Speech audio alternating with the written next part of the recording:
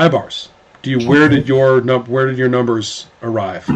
My red is 3, black 5, white 1. Okay, so wait, start with the black.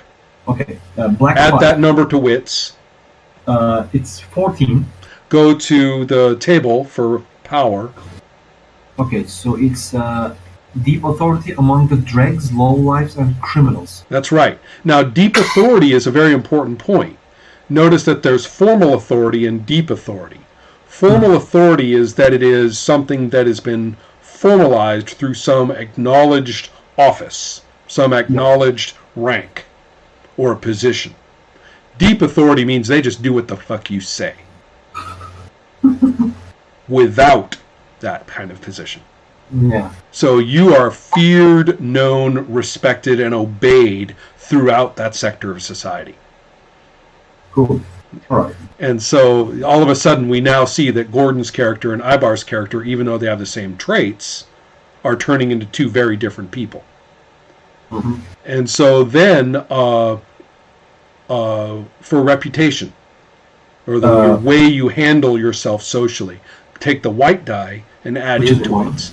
Yeah. Okay. It's the total is 10. So then if you go to the generous in a little bit dominating way. Same thing then as Gordon got, which is this kind of, everyone thinks of you as generous, you get things done by giving things, but people know that when you give, that is a power. There is a power. It's kind of like the Don Corleone thing. You're looking kind of Don Corleone-like at this point, yes. Yeah. And so then, and then for the red die, what was it? It's 3. 3. I think, what was that, an architect or an engineer or something like that? Right. Architect / engineer. Right, that is your family background. Okay. But you can choose another background to add to that for what you do now. Let's just say I'm a venture merchant. Okay, excellent. So you have, well, just like Don Corleone, you have foreign investments. Yeah. Right. I'm trying to keep my friends, happy in high places. Mm-hmm. So, Rod, how about you? Okay, so I've got for black, I've got 4, which with added to wits gets me 12, which is invested authority to apply coercive power. On white, we got 3 plus wits equals 11, which gets me humorous and good at it. Right. So that's what I mean by that is that your character is funny in a way that keeps people amused and, well, what's the word I want? It's like a person who's good at, I'm not talking like a court jester. Right, yeah. I'm talking about one of these people who makes a joke and everybody laughs and feels better about whatever deal they're about to make. Right, it greases the general social situation. And the red, I got 6, which is venture merchant. Mm-hmm. And then for his second, I pick administrator. Okay, excellent. So now we're starting to get an idea of your characters, right? They look like from private to public. Right. I mean, you can see that your characters make a lot of sense in modern professional or really any urban, fairly organized societal sense. Yeah. I couldn't resist going from soldier to scholar. So my second one is scholar. Good enough. Yeah. So really, I mean, you look at these guys and they look like they're members of like the Elks Club convention or some shit like that. I mean, they look like a gathering of donors to the Republican Party. Right. So then you pick, and it's up to you, something you love, something you value, or something that you hope for. And these are not abstract. These are really important things that are very concrete things, very real things. They could be a person, they could be a place, they could be an item. But it has to make sense. If you love something, you want to give something to it. You want it to grow. You want it to become better. You want it to become more realized than it currently is. If you value something, then you want to preserve it. You want it to be the way that it is. If you hope for something, then then it doesn't exist yet, but you're working on it. So that's what those are. You pick one. Take a look at your traits and other aspects of your character and make up something that just works, that just pops for the character. For hope, when you say it needs to be concrete, it needs to be a real item. You're not hoping for, peace on earth. right? But a new social order, or is that? It would have to be something more specific than that. A particular person has to be put into place. A particular law has to be made. A particular, yeah. Yeah, that's what All right. So idealism, education, and moving from soldier to scholar, I'm thinking something having to do with, knowledge or along those lines. So would I just, make up an ancient book that he was hoping to discover, or is that... So that he hopes that this book will be discovered. He hopes that this book can be found. That's fine. Yeah. Oh, it's my turn? Okay. Yeah. Okay. Since you told us in the first place that this game should be really personal things compared to Circle of Hands type of venture, I thought love. This could be about this man or woman's disabled child. Okay. Yeah.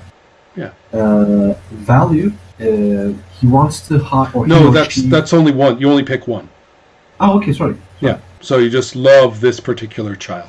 You want the best for them. Yeah. Yeah. So now you realize, of course, that your vision has shown you that this is going to be burned and destroyed, ruined, completely obliterated in some, in a terrible way through the metaphysical presence of the fiery beings or fiery phenomena that will eventually, quite soon, destroy the city. So your character has just woken up with that vision. I'm beginning to think that each one of these things has to have somebody associated with it.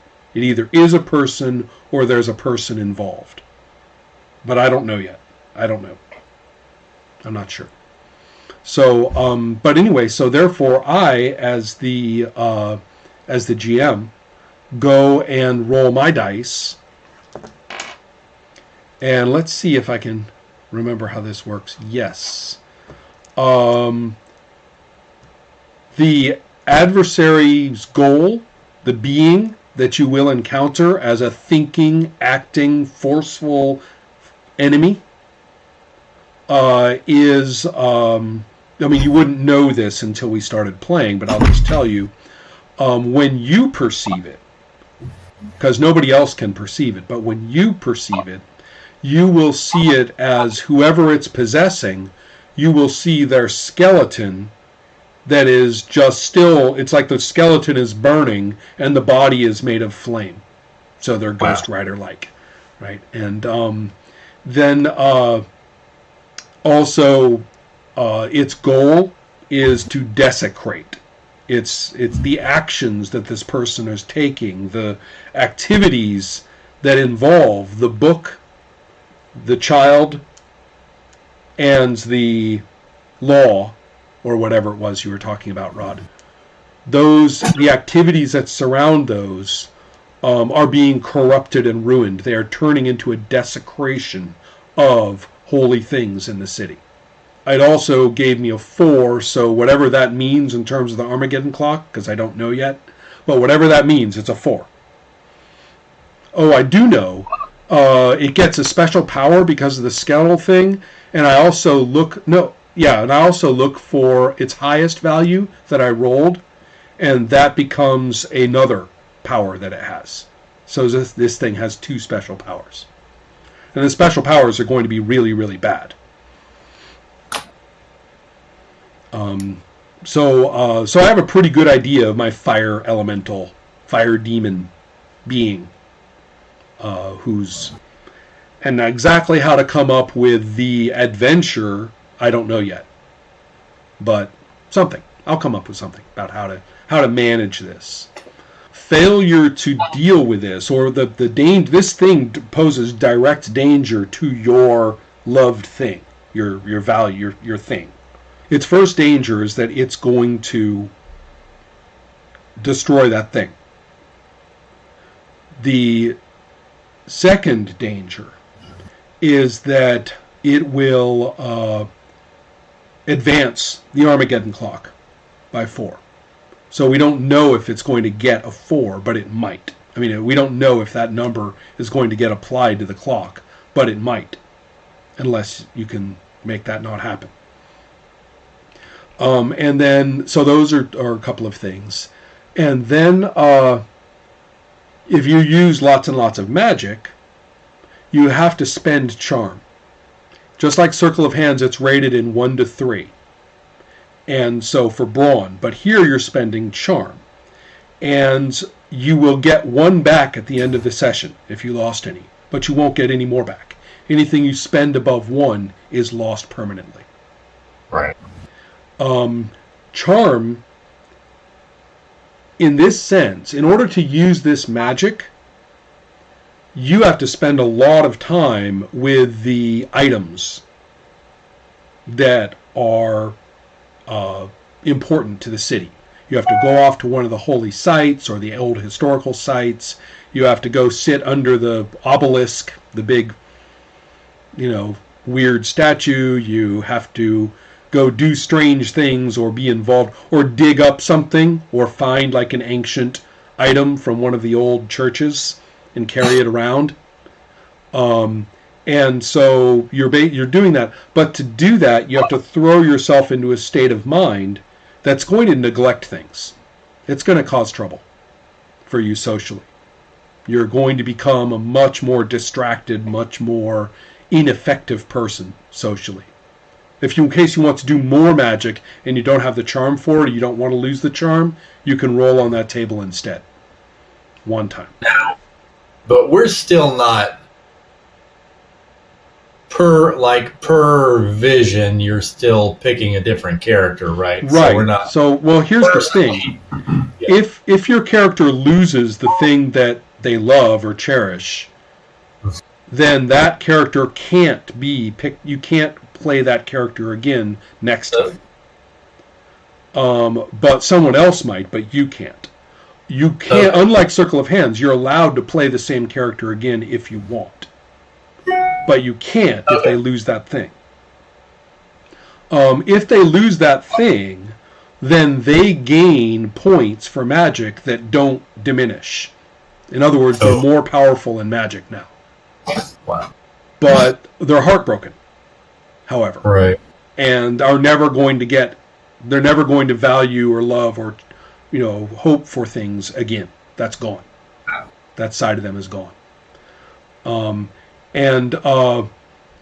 The situation, for example, if you have to re-roll your reputation, it gives you behavioral traits that effectively damage your reputation so badly that it's no longer effective. You could become a withdrawn, muttering person. You could become hot-tempered. You could become one of these people who explains everything to everybody all the time.